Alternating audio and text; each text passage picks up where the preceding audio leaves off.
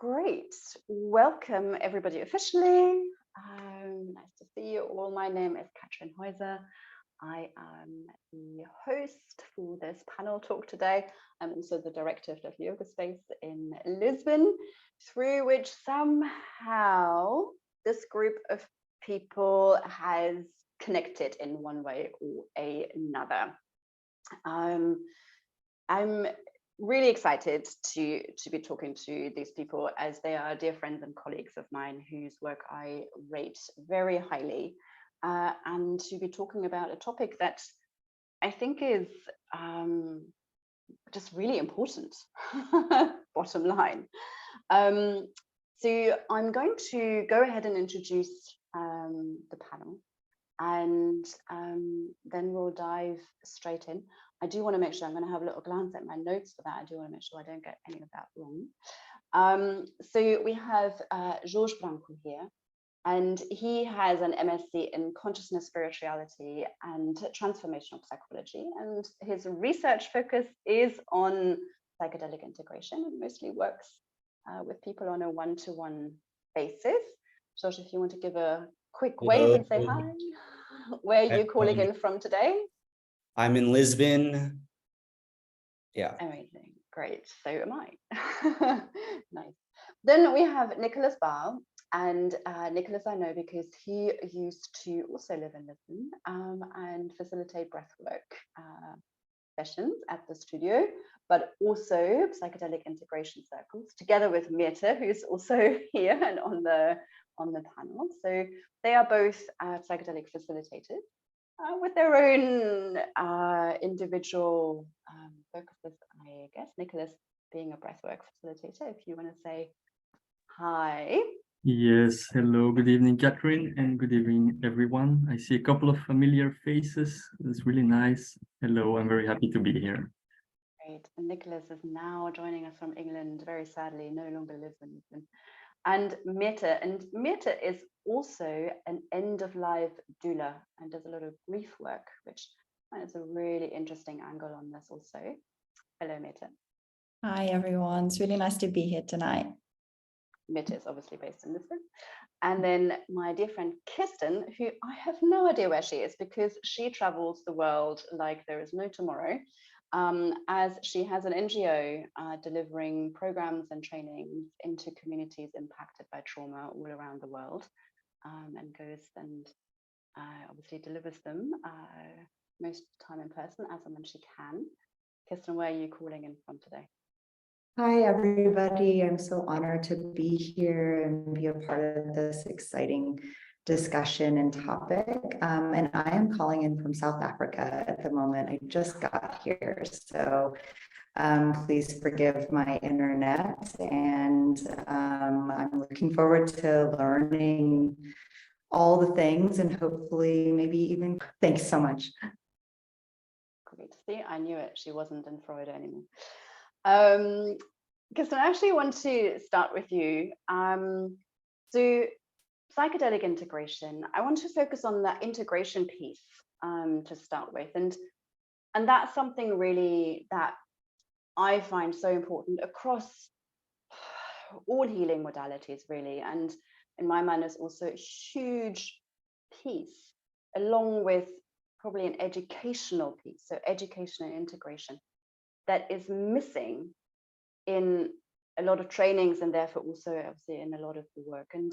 And when we talk in the context of therapeutic work and trauma work, integration surely is just key and so important. Can you talk to that a little bit, Kirsten, from your background doing all this trauma work? Yeah, thanks for that, Kat. You bring up such a good point. And I've been kind of pondering this for a while in the work that I do, because, and especially as I'm getting more familiar with psychedelic work and within trauma, the importance of integration. To me, it's the difference between a Band-Aid and actually something that is doing more than a Band-Aid, something that's actually going to transform or actually going to quote unquote heal. So if we do the work, right, in any of these modalities, and we don't allow time or allow education to come into that work along with our personal experience with the work, it's a Band-Aid. Any of these modalities, right? Oh, I do the breath work. Okay, great. Done. Check. Finished. But if we don't allow our systems to actually integrate any of this stuff, and I'm going to assume, again, because my background isn't psychedelics, but within the little bit of conversation I've had and a little bit of field work that I've seen, that psychedelics is going to be possibly the same or very similar. Okay, wonderful. We're utilizing this tool, right? This incredible tool. But if we're only utilizing it and not allowing ourselves to dive a little deeper within that and also without of it. So when I say without, but without of it, not without it, but without of it, coming out of that process as well as going into that process. It's a Band-Aid, right? It doesn't actually do anything but cover up the wound. In reality, our intention behind any of this work is to allow the healing to shine through the wound and then hopefully actually restore. And I don't know if that answers your question, but that's kind of what I've come up with over the last few days of really considering this in the work that I'm doing and the people that I'm on this journey with.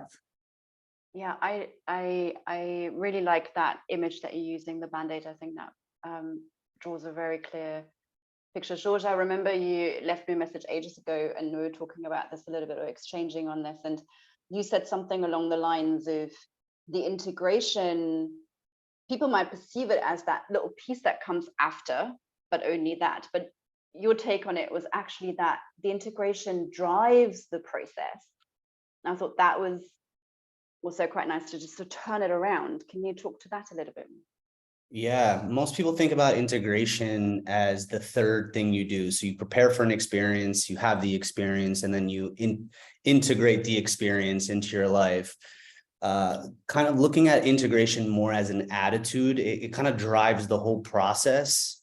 An easy visual is kind of like one larger gear, which is integration, turning the preparation, and then that preparation turns another gear, which is the actual experience.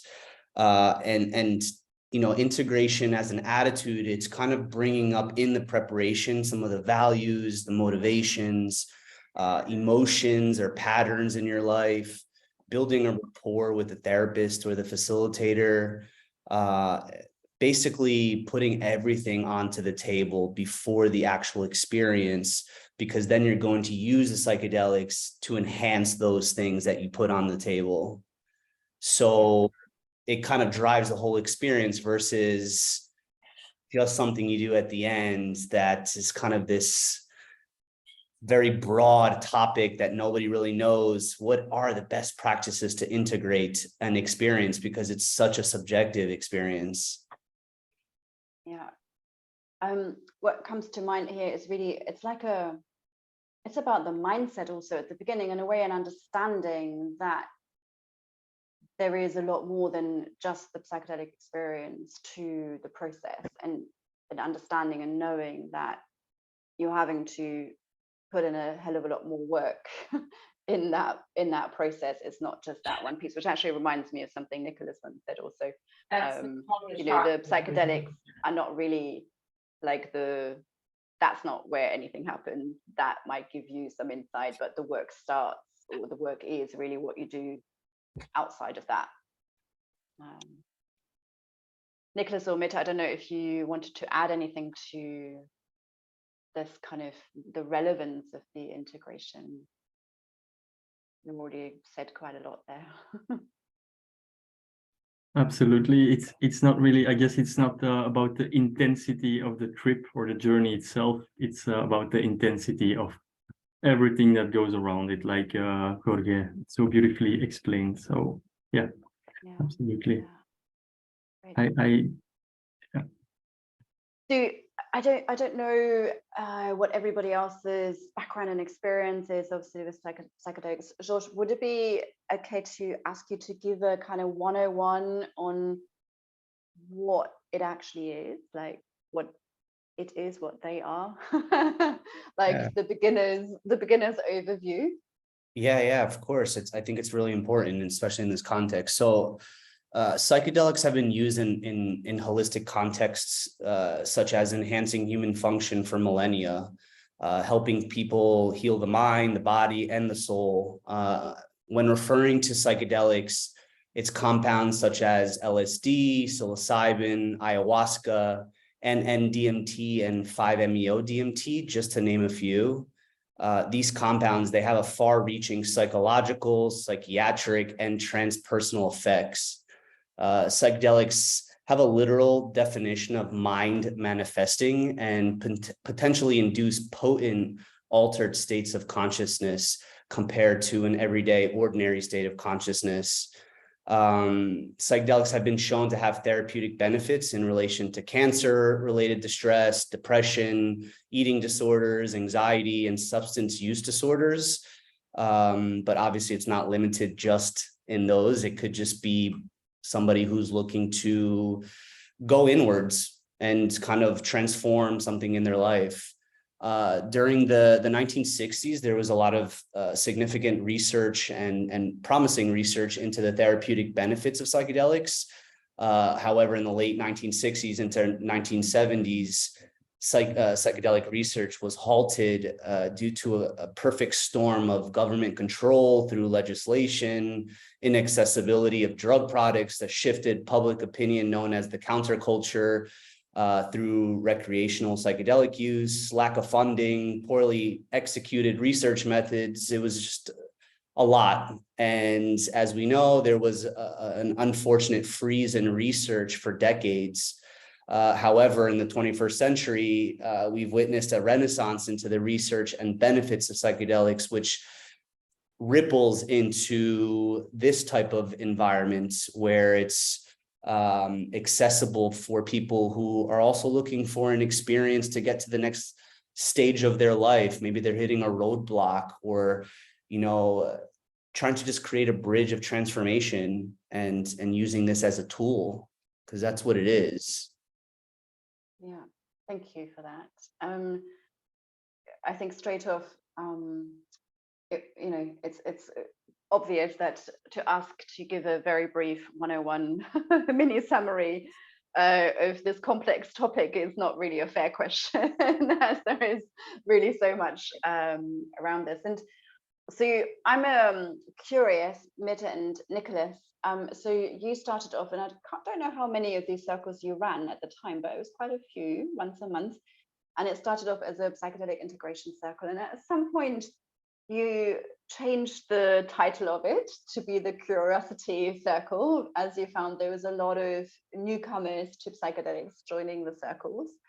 And I was stunned to realize that you at times had up to 30 people coming to these, which I just want to put this in perspective. Like, I have a tiny yoga studio. I didn't even know 30 people fit in the room. So that was amazing to know. But also, it shows that clearly there are a lot of questions out there, and obviously, as we just learned, it's not a new thing at all. But I guess it's newly in fashion, and as with all things that become sort of suddenly popular, there is, I'm guessing, a lot of stigma around it, and that could go both directions. One, people just really not having a clue about any of it, or people thinking it's dangerous, or people thinking psychedelics are just for recreational use. Nicolas, would you maybe share some of the, what were the main questions that were coming up in your circles? Yeah, so as you suggest, a lot of people with very different perspective on psychedelics, something very dangerous or something very interesting. And as you said, it was an integration circle, but as there were so many people coming in that were curious about having a first experience, I think also because this docu-series on Netflix from Michael Pollan, this generated a lot of interest, and so a lot of people were coming for to get information, to potentially go on to have a first experience. And a couple of questions really came back a lot of times. For example, How often do I or we, as in me and Myrthe, how often do we journey? And what is a good or healthy frequency to journey? Which is a pretty tricky question because it's very personal. Of course, it depends on how quickly or how well you have integrated the previous journey. But even there, it's a tricky question because in some therapeutic modalities, journeys are given in consecutive sequences. For example, a journey every 2 weeks for a couple of months, to give just one example. But that's a question a lot of people asked. Another question would be, for a first-time experience, what would be the dosage? How should I do it? What should I do? What shouldn't I do? I think Myrthe also has a couple of good examples of questions that kept popping up during our sessions. Yes, thank you for that, Nico. Another question that always comes up is, how do we avoid a bad trip? And it already begins with that question because the choice of words, the word bad, is something that we are looking to really change the perspective on. In our opinion, I speak for Nico and I, there is no such thing as a bad trip. There is a challenging trip. And I guess we can relate that back to the integration. And as Jorge said at the beginning, when we already begin with that preparation and already start to explore the integration right from the get-go, then we set ourselves up to really handle the challenges that might come up during a journey. And another question that was often asked is, do I always need a facilitator?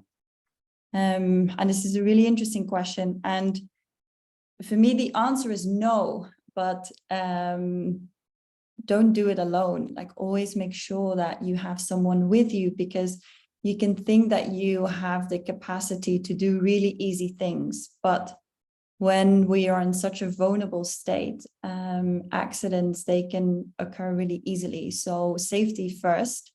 So it's really up to us to kind of monitor that. Yeah. Mm-hmm. If I can add a little bit to that, it's really in everyone's responsibility that no accidents happen with psychedelics, because every time there is something negative happening, it's again an obstacle for in the pathway to legalization. So it's really up to everyone to make sure they don't do any dangerous things or take unnecessary risks when journeying at home.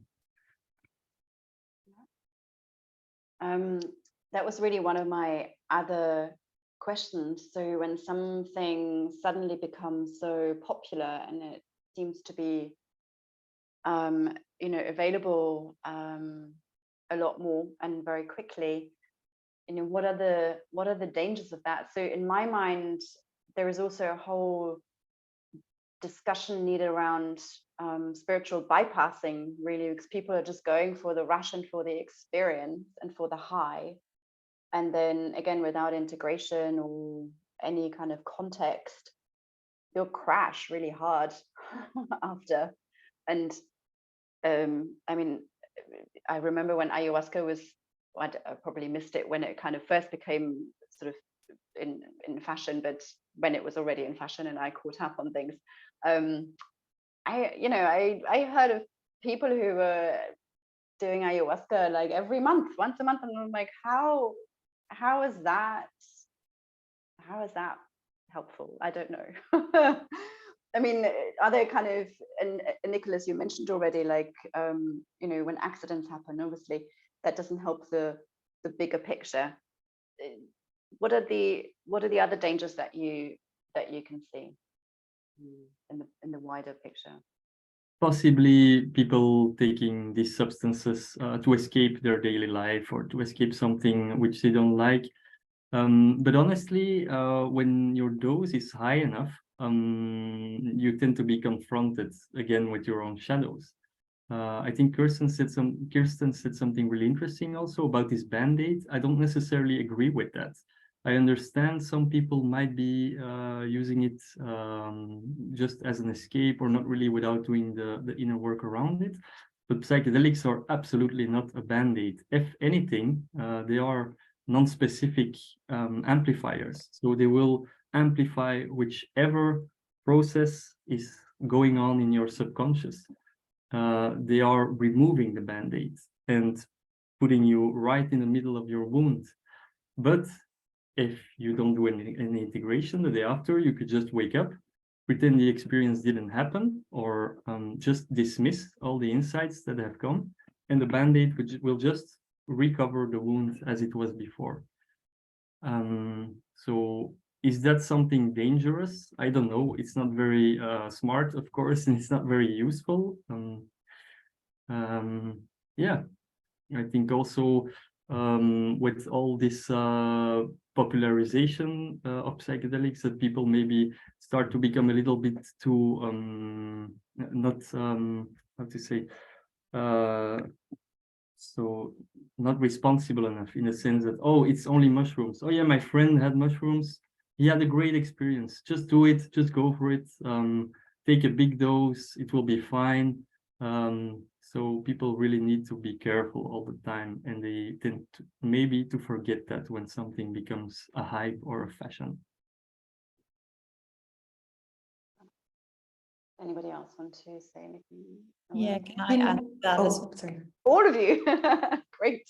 Myrthe, you go first. All right. I think it's important for people to understand that when they go on a first journey, and it's especially a higher dose journey, their life might never be the same, right? We can have these life-altering insights, and then what? Like, you come out of it and you have to go back to a life that maybe you realize is really not for you. So it's really important to be aware that things will likely change after you do this. So when you start to engage with this type of work, there's going to be a lot more work afterwards as well. And the journey does not necessarily solve the issues. So again, we come back to this very important integration piece. Yeah. And Jorge also unmuted. That's actually exactly what I was going to kind of say.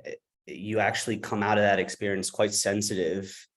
So it's kind of like opening up the can of worms, and you can't put it back. You can't put the lid back on. So it could actually be very destabilizing in your life, your relationships, your work. That's why having that support system is really important. It's not 100% necessary, right? We have to be, it's subjective, but generally speaking, it's important to have somebody who knows not only to sit for you during your experience, but actually, as we're saying, integration is the most important part of all this. And it's having somebody who can help you integrate that, translate the insights into your life in the way that makes sense for you. Because if not, you know, you're trying to put a Band-Aid on a wound and it's like gushing blood. There's no Band-Aid that's going to help an open wound like that. And if you don't address it, you get infection. If you don't address the infection, you got to amputate. I mean, it's like you've opened up that can. You really need to put peroxide on it. And it doesn't feel good sometimes to put peroxide on a wound. Yeah, and I think Nicolas and, well, everybody so far has really said what I was trying to say much less eloquently on my part, right? Not that the work of psychedelics is a Band-Aid, but if the integration isn't there, then what Jorge is talking about could be present. And so I appreciate that clarification. But I also have a question, because one of the things that I'm noticing with some of the populations that I work with that have had the experience of and the opportunity to use psychedelics in their process is when it's taken away. So for example, I know that in the United States, the Veterans Affairs Office has started to use ketamine specifically for some of the veterans that are coming in with PTSD. and then those programs get shut down. So can somebody speak a little bit about, when this tool is used and it's actually being shown to be integrative and supportive, and then when it is suddenly not available anymore? And maybe that's what I was kind of hinting at with not really knowing what it's like to come out of that process, possibly, not voluntarily. Is there danger around being introduced to these things and then not fully being able to, I don't know, quote unquote, finish the process, or have the process being supported throughout the journey of this restorative, supportive experience? Hopefully I'm making some sense, but is that a question I can ask anybody? That's a great question. Who feels they can jump in on that? I don't. I think it would depend what kind of ketamine therapy it is, because I know they use, there are also different modalities within the usage of ketamine. In some cases, it's about low dosages very frequently. In other cases, it's really giving high doses on a much more longer time, in a longer time frame.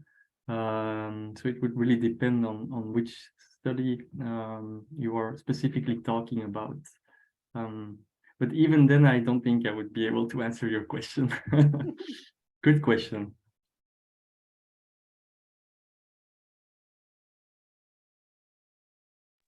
And maybe it's just something I'm trying to consider. Yeah, like a whole part of this. But I would, I guess the use of psychedelics is a very specialized tool, and maybe with a bigger impact than other modalities and other tools. But maybe on some level it is also the same, right? So if your support tool is taken away and suddenly stopped, and there is no, I don't think we can say there is a completion to this process necessarily, but at the same time, maybe there are many completions of certain processes along the way, and if that can't be seen through because of legislation or funding or other circumstances, I would, yeah. How do you measure if it's finished or not with any modality, with any form of therapy, even with traditional talk therapy? How would you decide, like, okay, now I'm finished, now I'm over these traumas or wounds? There's always new stuff coming up, I guess. Yeah. All right. There's a tricky question.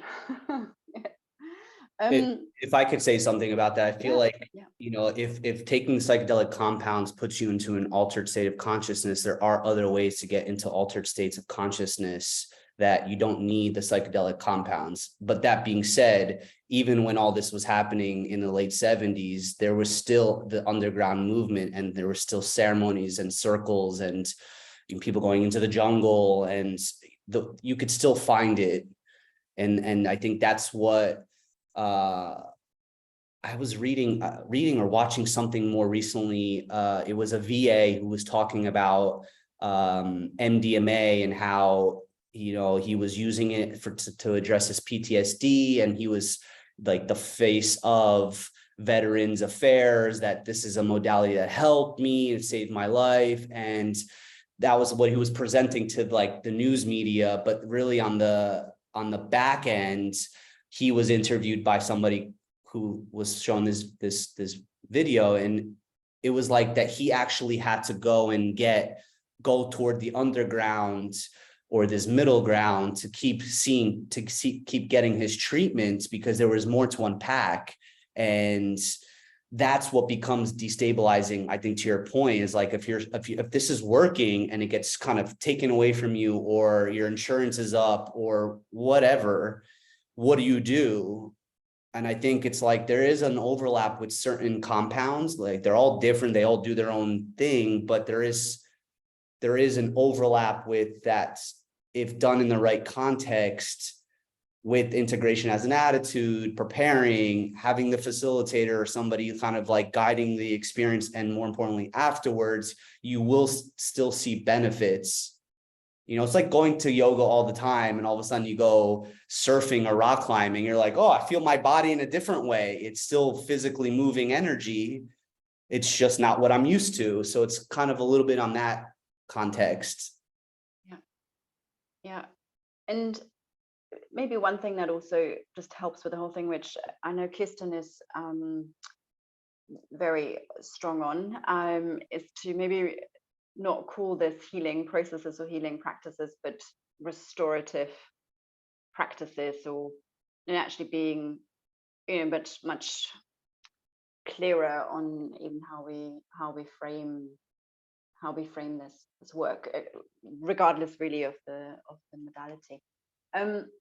So as this is developing so quickly, I wonder, what should people look out for when they're looking for ceremonies or circles or facilitators for an individual journey to maybe make a better choice over a not so good choice in terms of who to work with? I kind of have a feeling that it's not really maybe a good comparison, but like somebody has taken 3 cacao ceremonies and thinks, well, that's kind of all nice, so I'll just do that myself now. And I don't know whether it's the same with psychedelic facilitation or not. Like, should you look for a certain background, experience, training? What can people look out for to maybe make better choices? I'm happy to jump in first. Yeah, great. So it's very important to look at the package, as you like. So is there a screening process to begin with? Like, is there a proper intake? Is there space to explore what your intention is? What would a journey day look like, and how afterwards does that integration piece come in? Also really important is to go by gut feeling. So much of the potential of the work comes from a connection with the facilitator. So do you feel safe with this person? Do you feel like you can trust them, right? Because you're in such a vulnerable state. That is absolutely essential. And then also, why is the facilitator doing it? Are they in it for the money, or are they in it because they really care and they have their own experience and health benefits and spiritual growth, and are they happy to share that with you as well? Yeah, these are some great pointers. I don't know if anybody wants to add anything. I have another question. Yeah, go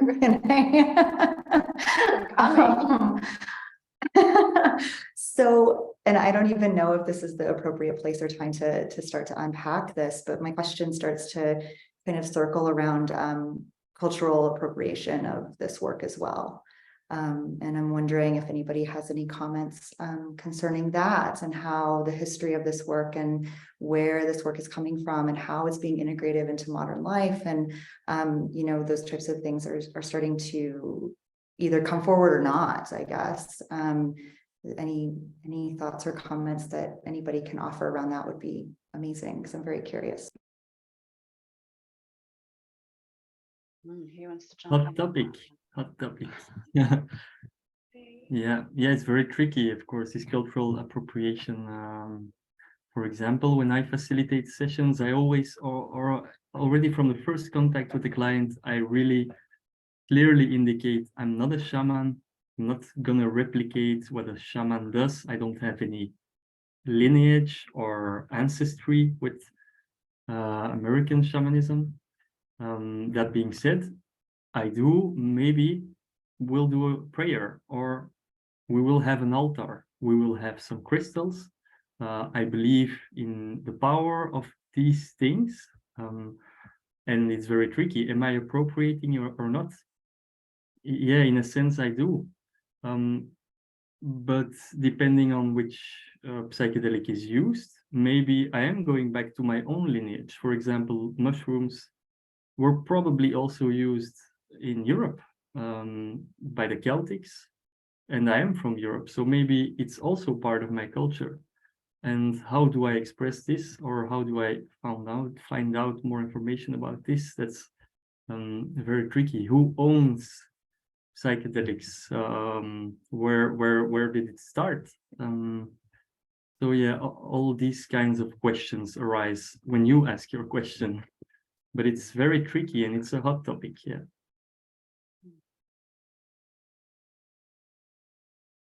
I guess I'll chime in, and I guess my approach to this is just kind of me being very transparent as far as who I am, where I come from, what I studied, and like the context of this kind of panel talk is it's about the integration.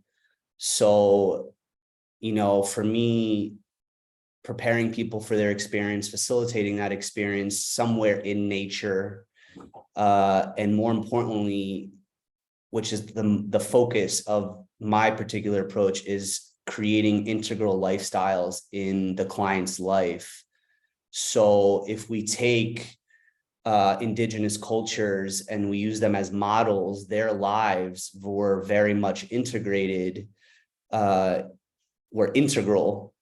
And what I'm trying to do is bridge our contemporary society, our contemporary lifestyles, to model and mimic more of the indigenous ways of living, which is having practices that work for you in your life, that are sustainable, that stimulate the 5 domains in your life, you know, that make you, me, Nick, everybody themselves. It's stimulating the physical, the emotional, the mental and intellectual, the spiritual, and the interpersonal. So if we create practices in these 5 domains that you're building for yourself, you're mimicking what indigenous people had in their lives, right? They lived in a community, they were connected to nature, they were moving their body physically and going hunting or gathering. They had their shaman who's essentially the role of like that support pillar, who they could turn to and be like, I'm struggling with this, or I have this feeling coming up.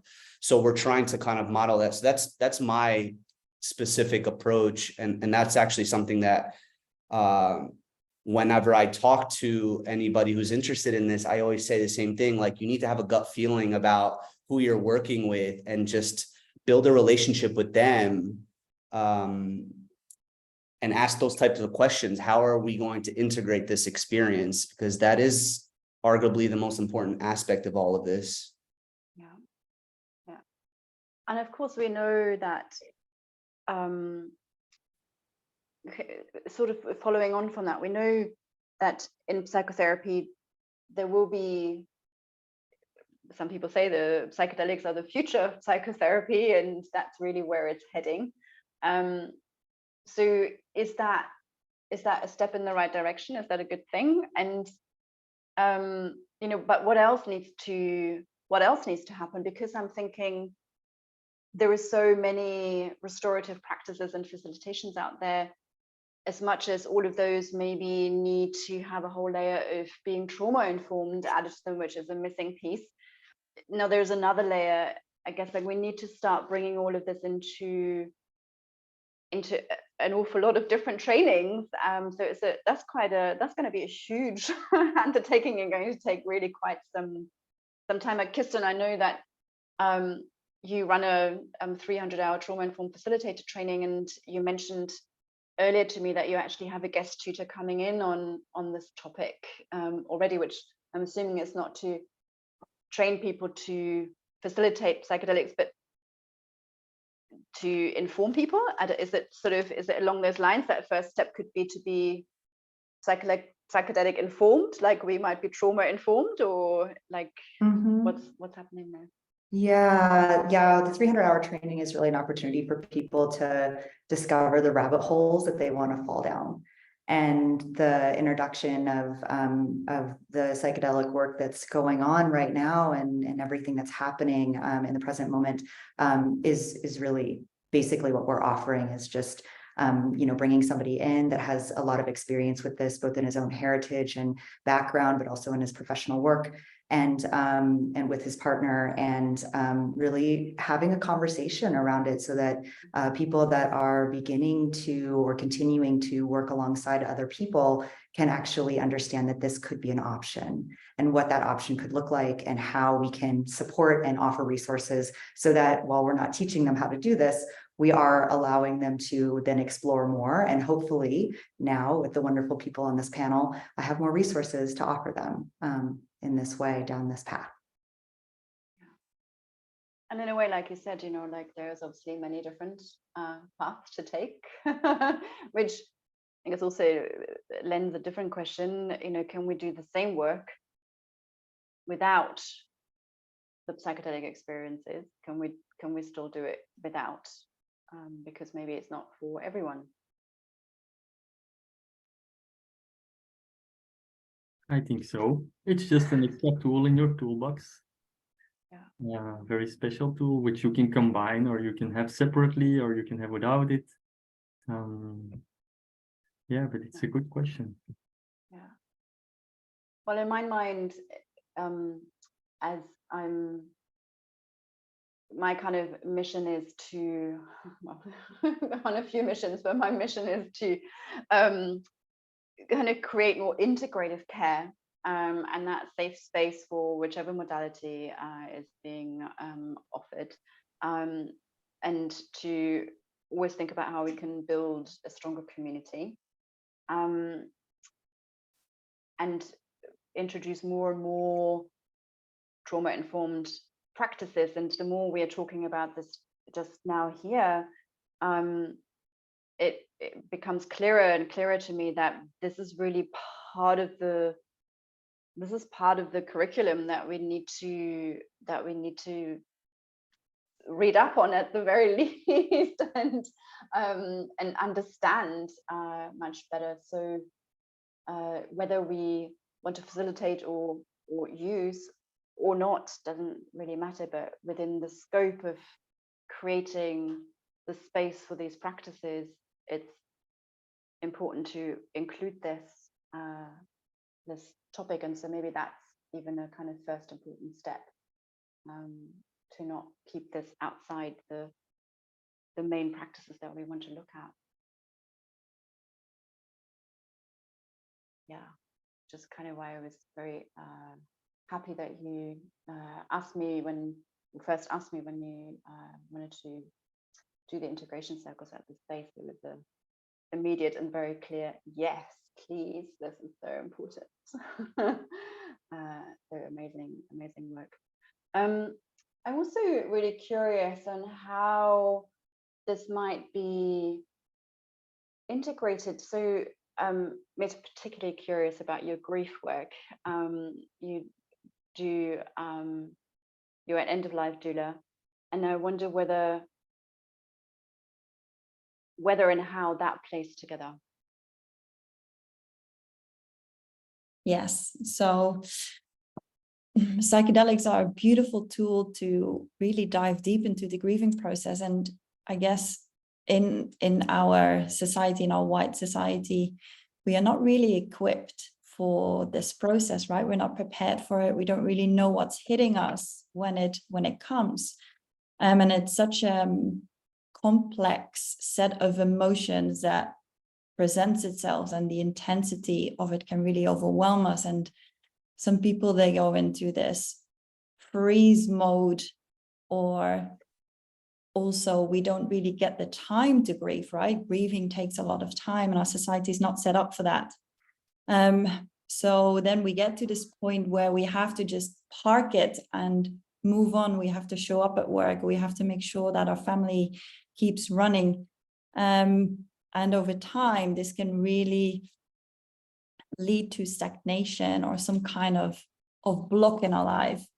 And psychedelics, they offer this beautiful opportunity to look at all these emotions in a very safe way. Yes, it's hard, like it's really hard.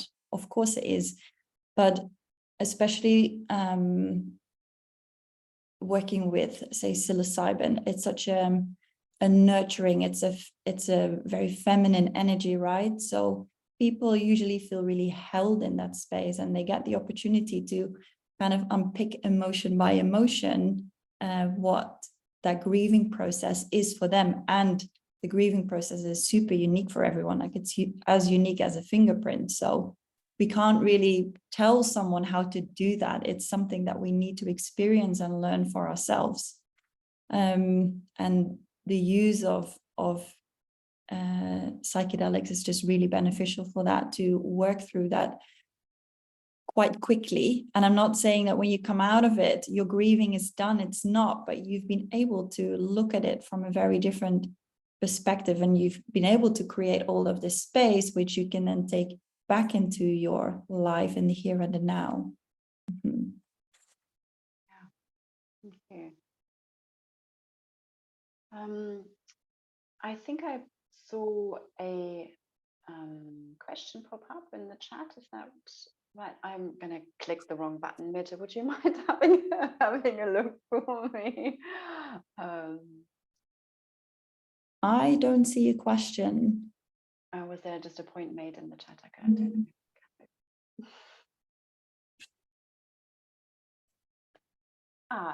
Okay, questions if we have time. What are some examples of effective integration practices?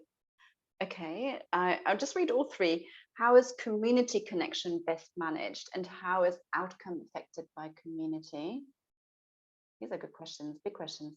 What experience do you have of medium and long-term outcomes, and what are some of the specifics that can improve long-term effectiveness? Okay, so we've got about 10 minutes or so maybe we dive into these three questions. What are some examples of effective integration practice? If you wants to take that one.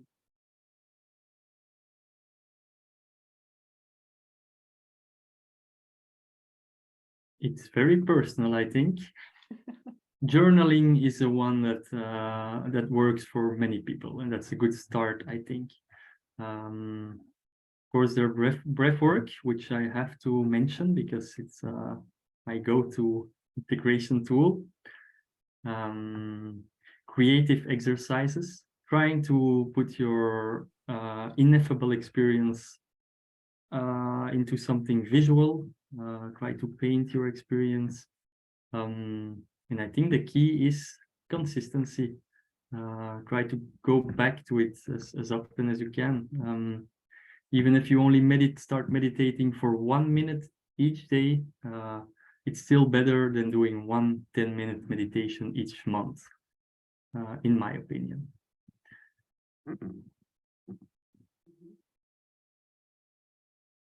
Anybody else want to jump in on that? Yeah, another good integration practice is to really follow any new interests that come up. So say, for example, suddenly you're really drawn to Buddhism, or you see a book in a window and the title, this mystical title really appeals to you. Follow that, because there's probably some information in that that's going to help you make more sense of whatever came up in your journey. So really follow those organic, curious instincts that come up. And Jorge, you work a lot with people on a one-to-one basis as well. What do you tend to? Yeah, to take a little bit of what they both said, it's, you know, I'm more focused on them having an integral integration. So it's to have practices that stimulate the physical, the mental, intellectual, the emotional, the spiritual, and then the interpersonal. So you want to have a practice or multiple practices that stimulate each of those domains on a daily, weekly, monthly basis. So like the physical could look something like yoga or strength work, diets, 5 rhythms dance. It's something that you resonate with that's going to help you be really intentional with the content that surfaced during your psychedelic experience. And you're now kind of moving that energy to like a 5 rhythms dance that you do once or twice a week. And the stuff that's surfaced during your experience, you're kind of using it during the dance and seeing if you see something else come from it. It's almost like a processing tool.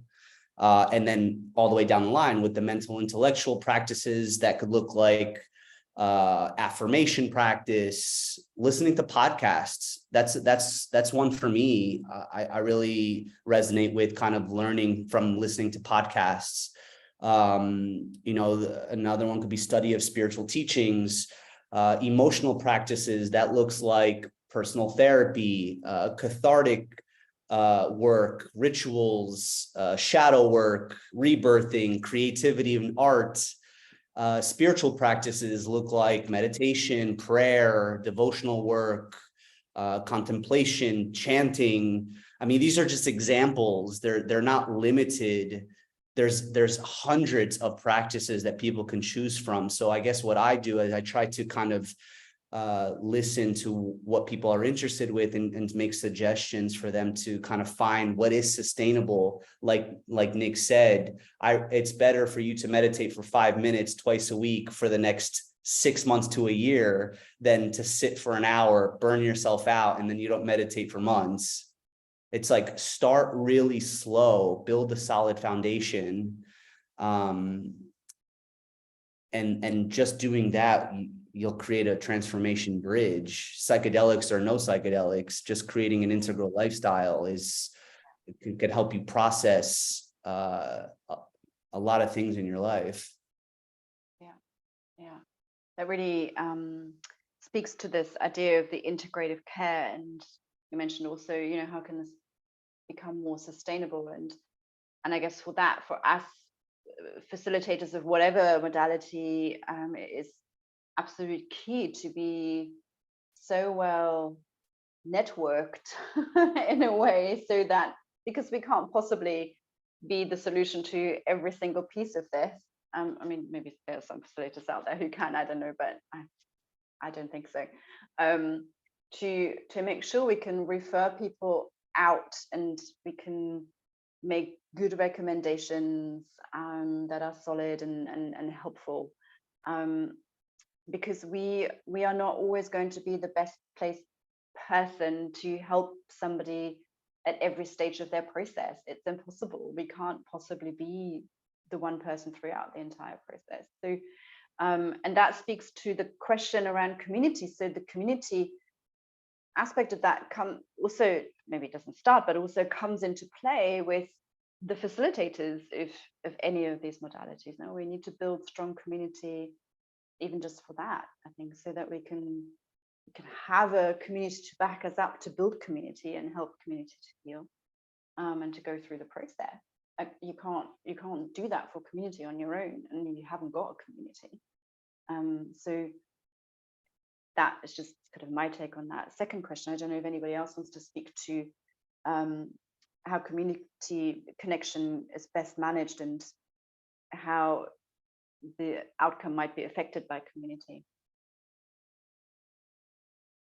I think what I can add to that is also from the experience with the curiosity circle and the integration circle previously, is that the psychonauts are looking, or people who have had these psychedelic experiences, they are looking to share this experience with someone who knows what it's like, right? And it is something so specific. So finding recognition in that with another human being has this beautiful ripple effect. So we also saw at our circles that people were coming because they wanted to connect more.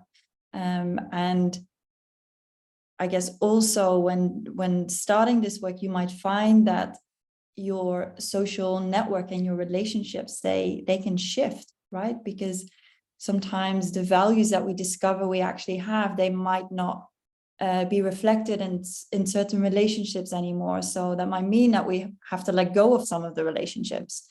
And can we then bring in new ones that do fulfill that need? Yeah, thank you. Yeah, if I can add something to that, I guess it's about having a community that understands. Like, if you're gonna tell your friends you met Jesus and Jesus told you to forgive your mother, and these friends have never had any psychedelic experience, they're gonna think you're really weird and talking weirdly. And for you, it might be one of the most important experiences of your life. So you really need to surround yourself with these people who do know or understand what you're talking about.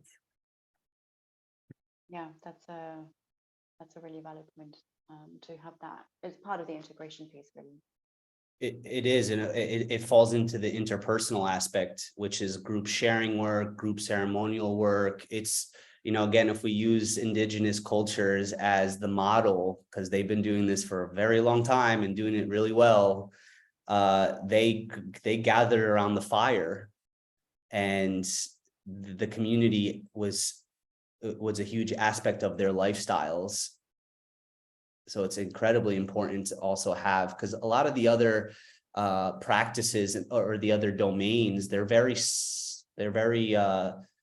individual focused, right? Like you're meditating on your own, you're going to yoga class on your own per se. A lot of the other practices are just focused on you, whereas the interpersonal elements going into the group sharing is where you need all the other threads of the blanket. Yeah, and we see this in trauma as well, speaking from a trauma perspective. A lot of times, trauma is usually interpersonal in some way, shape, or form. And by that, what I mean is a lot of the trauma that most of our humanness experiences is that it usually has to do with other humans, and in some way, shape, or form. And so in order to restore ourselves, we have to do it in community. And that's just one of the very many, I would say, carefully facts about restorative trauma work, is that yes, we have to do the individual work, and because we've evolved as community-based humans, we need community. And so this is really, I'm really enjoying what everybody's saying about this because of the importance of it. And this can be lost a lot in a lot of the trauma work that I'm seeing that's being done, is that the community aspect of it is so important, because that's usually where the boundary breach happens. And so in order to restore that boundary, right, in order to figure out this process for ourselves, we have to include community in it. And so, yeah, just wanted to kind of reiterate that. Yeah, thank you for adding that. I thought you might add something from the trauma perspective. Very quickly, we are already past 8 o'clock, and I do want to respect everyone's time. There was a third part to the question, and Jorge already spoke right at the beginning, at the 101 overview, a little bit about the long-term outcomes and the, I hate the word benefits, let's not use the word benefits, but like the potential maybe of this work. Maybe we can just kind of recap on that briefly before we then finish up. You're asking me, right? Yeah. So you're asking what are the long-term benefits, if we want to use that word? Yeah. I mean, this using these type of tools in the right context with the right support is life-changing. I think I speaking for myself, but probably quite similar to the other facilitators, that they've had these experiences in their lives, which is why they want to share it with other people. Creating a bridge to transform, as I said, creating an integral lifestyle is creating that bridge. And I oftentimes speak about the metaphor of like two sailboats, where if you just rotate one of the sailboats just 1 degree, and where that boat goes in comparison to the other one is kind of how I describe like these sustainable practices that you should do for a consistent period of time. And that alone will transform your entire life, your relationships, your dreams, your dream job, your dream woman, man, whatever. So the long-term benefits is living the life of your dreams. And seeing what are the roadblocks that are preventing you from getting there, the things in your unconscious, your patterns, your traumas, you know, and navigating, not bypassing, but navigating through them, using them, because they're oftentimes the gifts and they're like the rocket fuel for your transformation. Well, I think on the note of living a life of your dreams, that's a good note to end on. Thank you so much for the four of you for joining this talk, for sharing your wisdoms, for doing this work and showing up in your communities and making a difference in this world. Absolutely amazing, a real pleasure to be talking to you here today. And thank you everybody who joined us. Amazing, we wouldn't be here if you hadn't joined us. So thank you so much for that. Absolutely amazing.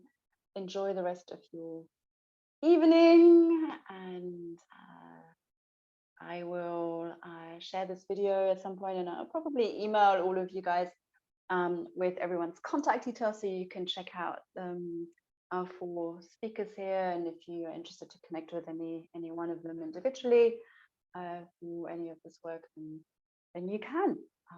So look out for that over the next couple of days or so. And that's it for me. Thank you so much, everybody. Thank you for the invitation, Katrin. Thank you, Katrin. Yes, thank you so much. Hope to see you soon. Take care, everyone. Good to meet you.